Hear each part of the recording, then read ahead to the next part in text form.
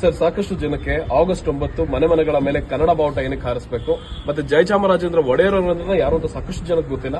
ಅದ್ರ ಜೊತೆಗೆ ಜಯಚಾಮರಾಜೇಂದ್ರ ಒಡೆಯರ್ ಅವರು ನಮ್ಮ ಒಕ್ಕೂಟ ದೇಶಕ್ಕೆ ಏನೇನೆಲ್ಲ ತ್ಯಾಗ ಮಾಡಿದ್ರು ಸರ್, ಸ್ವಲ್ಪ ಹೇಳಿ ಸರ್. ಆಗಸ್ಟ್ 9ನೇ ತಾರೀಕು ನಾವು ಭಾರತದಲ್ಲಿ ಮೊದಲ ಬಾರಿಗೆ ಇನ್ಸ್ಟ್ರೂಮೆಂಟ್ ಆಫ್ ಅಸೆಷನ್ಗೆ ಸೈನ್ ಹಾಕಿದ ದಿನ. ಮೊದಲು ಸೈನ್ ಹಾಕಿದ್ದು ನಮ್ಮ ಮೈಸೂರು ದೇಶದ ಮಹಾರಾಜರಾದಂತ ಮನ್ಮಹಾರಾಜ ಜಯಚಾಮರಾಜ ಒಡೆಯರು ಅನ್ಕಂಡೀಷನಲ್ ಆಗಿ ಸೈನ್ ಹಾಕಿ ತಮ್ಮತ್ತ ಇದ್ದಂತ ಅಷ್ಟು ಚರಾಚರ ಆಸ್ತಿಗಳನ್ನ ಕೇಂದ್ರ ಸರ್ಕಾರಕ್ಕೆ ಉಚಿತವಾಗಿ ಬಿಟ್ಟುಕೊಟ್ಟರು.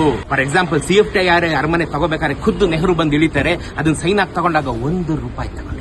ಮೈಸೂರು ಮಹಾರಾಜರ ತ್ಯಾಗ ಎಣಿಸಲು ಅಸಾಧ್ಯವಾದಂತ ತ್ಯಾಗ.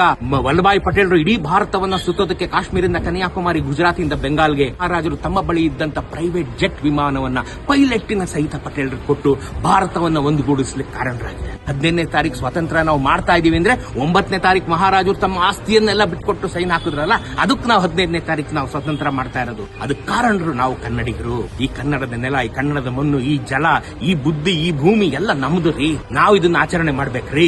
ನಾವು ಇದನ್ನ ಆಚರಣೆ ಮಾಡಿ ಮುಂದಿನ ತಲೆಮಾರಿಗೆ ನಾವು ಹೇಳಬೇಕು. 9ನೇ ತಾರೀಕು ನಾವೆಲ್ಲ ಸಂಗೊಳ್ಳಿ ರಾಯಣ್ಣ ಸರ್ಕಲ್ ನಲ್ಲಿ ಕರ್ನಾಟಕ ವಿಜಯ ಸೇನೆಯಿಂದ 2000 ಬಾವುಟಗಳನ್ನು ಹಂಚುವಂತ ಕಾರ್ಯಕ್ರಮ ಇಟ್ಕೊಂಡಿದ್ದೀವಿ. ನೀವು ತಪ್ಪದಂತೆ ಬಂದು ಈ ಕಾರ್ಯಕ್ರಮದಲ್ಲಿ ಭಾಗವಹಿಸಿ ನಿಮ್ಮ ಜೀವನವನ್ನು ಧನ್ಯವಾಗಿಸಿಕೊಡ್ರಿ.